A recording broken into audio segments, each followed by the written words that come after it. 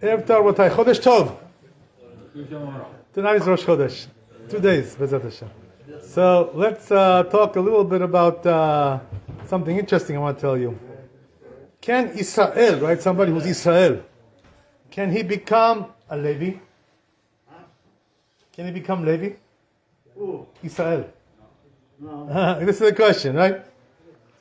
So you know, right, that you think, right, everybody thinks, this is not possible, right? Levi is Levi, Kohen is Kohen, Israel is Israel, everybody's different.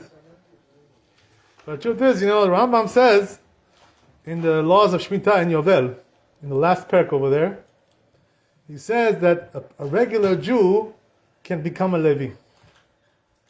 Did you know this? A regular Israel can become Levi. How? How such a thing like that? But he didn't come from Levi. Right? Levi was one of the Shvatim. He comes from different Shevet. How can it be such a thing like this? So says the Rambam, if you take on the lifestyle of the Levi, you are also Levi. I'll explain to you. This means like this, right? What does a Levi do? In the times of the Bet HaMikdash, right? Yeah. They worked in the Bet HaMikdash. They did the Avodah of Hashem. What was their Avodah? What did they do there? You know what they did, right? They played music. Skripka. They were musicians.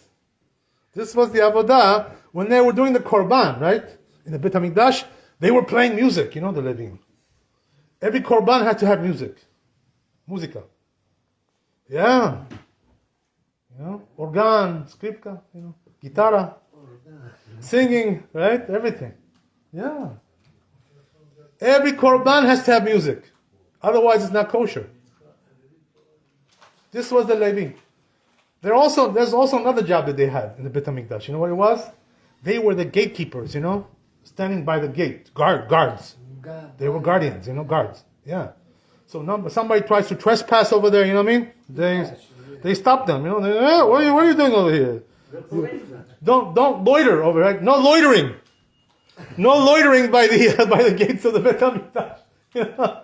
This is what they did, They stood there, two guys, every gate had two guys there, Levi, guarding the Bet HaMikdash. Yeah, security, yeah. Somebody plays games over there, they give him a nice beating, Nice. They know what to do. This is what they did, right?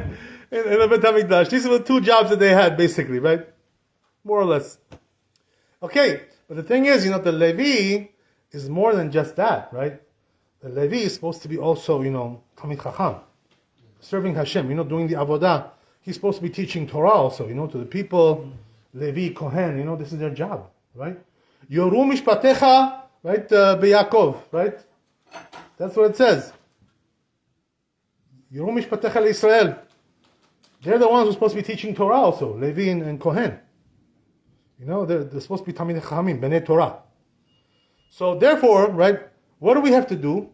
We have to give them, because they're serving the Avodah of Hashem, we have to give them the Maser, our Maser, we have to give them, to support them. Yeah. You know what I mean? 10% you got to give to the Levi. Right? That's what it is. And the Levi is not working, right? His job is to just do Avodat Hashem. He doesn't have a regular career, He's not a salesman, He's not, right, he's not a stock trader, He's not a hedge fund guy. His job is to serve Hashem. So we have to support them, give them Maser. 10%. Even now? That's the question, right? What about now? We have to talk about that. So now, right, we don't have Bet HaMikdash. So we don't have any Avodah in the Bet HaMikdash. There's nothing there, So now we have to support the Levi? His question, right? The answer is no. Because he's not doing the Avodah of Hashem today. Right? He's just like anybody else. You know what I mean? So we don't have to give him Maser. But here's the thing, right? Says the Rambam, if you decide to be like a Levi, so what does that mean? You want to do Avodat Hashem, You chose, right? You decided, I want to be Avodat Hashem. What, you're going to work in the Bet HaMikdash? What are you going to do? Right? What are you going to do? No, there's no Bet HaMikdash. So what do? How do you do Avodat Hashem today? You learn Torah. You go to Kolel, right? You learn Torah all day, become Talmid Chacham. This is Avodat Hashem. A person who's Talmid Chacham doesn't have time, to do jobs, to take a career. He has to learn all day Torah to become real Talmid Chacham. Achila, what were you saying? Sorry, I want to ask a quick question. That Rambam, so now we know that Levi doesn't have a land in Israel. So if I want to be Levi, I need to give up on my land, on my property? We're going to talk about that in a second, right? We're going to talk about that. We're going to talk about this also. Thank you for the reminder. I'm going to get there. So now here's the thing, right? Today, says the Rambam, anybody who wants to be Levi can be Levi. How? Go and serve Hashem, That you do Avodat Hashem, learn Torah, do Avodat Hashem, and you know what's going to be? You don't need to have a career. You don't have to have a parnasah. No, Hashem will support you. So today, right, the Maser money, that we have, right? Who do we have to give? To the Maser, to Talmidei Chachamim. Because they're the Levi of today. They're the Levi. So Maser has to go to them, That's why the Gedolim say, Rav Eliashiv, Maran Ravadia, they say most of your Maser money, right, 10%, right, if you want to give 10% of your money, has to go to who? Talmidei Chachamim. Kolel, Yeshiva, Talmid Chacham. This is the Maser today. That's why, because today, right, whoever is doing Avodat Hashem, he's the Levi. He chose to be Levi, and he's Levi. This is the thing. By the way, your question, right? The answer is very simple. That today, you're allowed to own property. Anybody can own property. Yeah, of course. Same. What is it? It's all the same, right? Anybody can buy property today. It doesn't matter whether you're a Levi or not. That's not the issue. The Levi didn't have a special nachala, inheritance in Eretz Israel, special allotment. That's what they didn't have. So what if now somebody changed to be a Levi in their time? So his son also going to be Levi? No, it's a decision. You make it's a personal decision, If you have a son, right, Bezat Hashem, who's going to become Chacham, you have to take care of him, support him, He's your Levi. You got a Levi in the house. So you got to support him. Anybody is the same, If you have a son, right, who became Talmid Chacham, you have to take your pocket, and support him. This is your job. What he's Levi. We talk until until your last breath. You have to try to support him. Also, not only the father, the whole community has to support him. You have to know who's Talmid Chacham. You have to support the Talmid Chacham. Because otherwise, how are they going to sit and learn? That's what they do, right? When they go to Kollel, right? These Chachamim today, what happens? They get married, right? They learn in yeshiva. They got married. Now they go to Kollel, and they give them a salary, over there in the Kollel. It's a small salary, not big salary, very small. But the thing is, that this comes from who? This money from the community. The community is giving the Kollel money, right? And the Kollel is paying the Chachamim salary every month. The wife support them. Yeah, I'm sorry. Or the wife support them. Yeah, the wife does her part, but she cannot do everything. You know what I mean? The woman, what is she gonna do? Support everything? That's too much. Too much for the woman. What do you expect her to do? Unless she's a rich lady, right? A doctor, lawyer, so she can support. Okay, I'm not talking about that, right? Today we have women like that today, doctors and lawyers and businesswomen. We have things like that. But the thing is, bankers. We have bankers today, women. But the thing is, bottom line, is that the community has to support the Talmidei Chachamim, and this is the Maser and Levi, right? Talmid Chacham and Israel, right? Regular people supporting this is the Maser of the Levi today. This is what it is. This is what the Rambam says. This is halacha, psukah. There's also another place, by the way, the Rambam says, that the community always has to know, who's Talmid Chacham and support them, They have to worry about this, pay attention to it. Don't just say, yeah, he's okay, he's all right. What do you mean he's all right? How do you know he's okay? What, did you check? How do you know he's okay? Who told you? Maybe he needs support. Maybe he's too shy to ask people, Yeah, Maybe he's embarrassed to ask people. So, that's what the Rambam says. Yeah, Mechila, you want to say something? So anyway, right, the Rambam says like this. Now, here's the thing. Tehillim doesn't say like that. Tehillim says, bless the guy who worked for Levi. Tehillim 128. Okay, yes, okay. I'm just getting to that right now. Right now, I'm getting to it. Just be patient. You took the words out of my mouth. God bless you. Right? So, here's the thing, right? There's a Rambam in a different place who says just the opposite, like you said. He says what? The Talmid Chacham, shouldn't be supported by the community. He should have his own parnasa. Get a job, part-time job. That's what he says in a different place. Laws of Talmud Torah, So here, the Rambam, which one did he write later? This was the later one, right? The one I'm telling you now. So it seems like he changed his mind, the Rambam, you know what I mean? He changed his mind. Before he was saying, Talmid Chacham shouldn't be supported by the community, it's a Chilul Hashem. He doesn't have his own money, But the truth is, Bet Yosef brings down over there, many poskim who the Kesef Mishnah brings down over there. Many poskim who didn't agree with the Rambam, they argue with the Rambam about this, They said that minhag is always that we have a kolel, and Talmid Chachamim are being supported by the community. This is a minhag everywhere in Israel. That's the way it is. So they argue with the Rambam, but here's the thing, right? Let me tell you a little story now about the Rambam, right? Story time. You ready for story? Right, story time. Rambam, he himself, right? What was he? He was a doctor, right? You know that, right? He was a doctor. Rofeh. So the thing is, he wasn't always a doctor in his life like that. How did he become Rofeh? How did he become a doctor? Did he go to medical school? University. No. He didn't go to medical school. He didn't go. How did he become a doctor? He learned himself, Himself he learned everything. Self-taught, there are people who are self-taught. He was a genius. Gaon, he has a brain. This guy had a brain like 100 people, one brain. He had such a big power, in his brain. He was Gaon Gadol. Rambam. So he learned everything by himself. He didn't go to no school, no nothing. So what was he doing when he was a young man, in his youth? What was he doing? He was sitting and learning Torah all day, How did he become such a Gadol in Torah? He was learning Torah all day.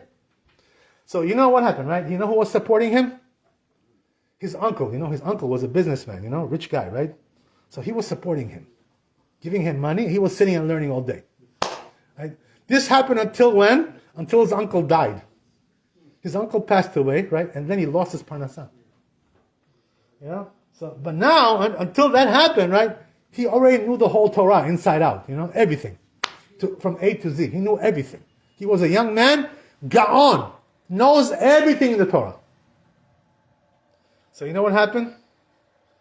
Now he has no parnasah, so he had to go out and work. So that's when he became a doctor. You understand? Oh. So I'll tell you a story about this. Tell you an interesting story. Rambam becomes a doctor. So now, right, he takes 2 jobs, He needs parnasah, Some people need to do 2 jobs. You know how it is today, right? You ask people.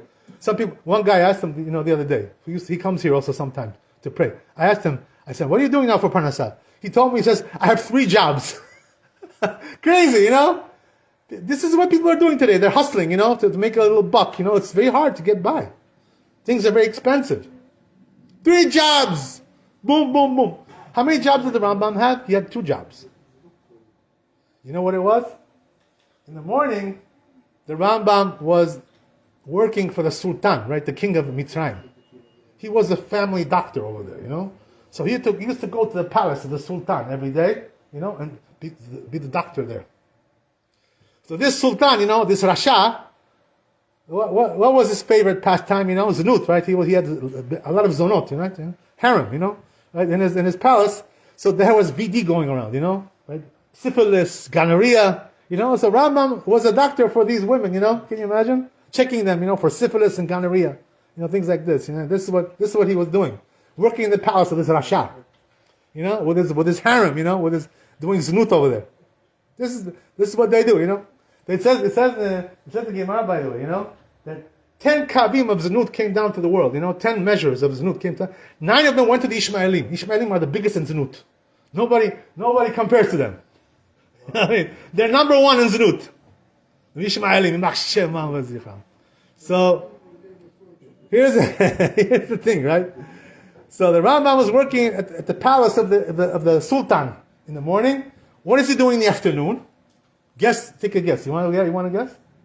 He has an office, doctor's office, private practice, like today we have, right? Doctor here, doctor over here, right? This apartment, that apartment, right? So he had a private practice in the evening, right? So all day he was working, all day. So what happened was that one guy, from Europe, sent him a letter one time to Rambam. He said, Moreno v'Rabbeinu Rambam. He says, I want to come and be your Talmid, to learn Torah from you. Can I come with you to be there in Mitzrayim? So Rambam told him, he says, you want to be my Talmid? He says, I don't have time to learn. I'm working all day like a dog. You understand? In the morning, I get up, I get on my chamor. He didn't have a Lexus, in those days, right? No Lexus. Chamor. He says, I go ride on the chamor, and what do? I go to the Sultan, right? He was far away from the Sultan, a big distance, so he had to travel. So what happened?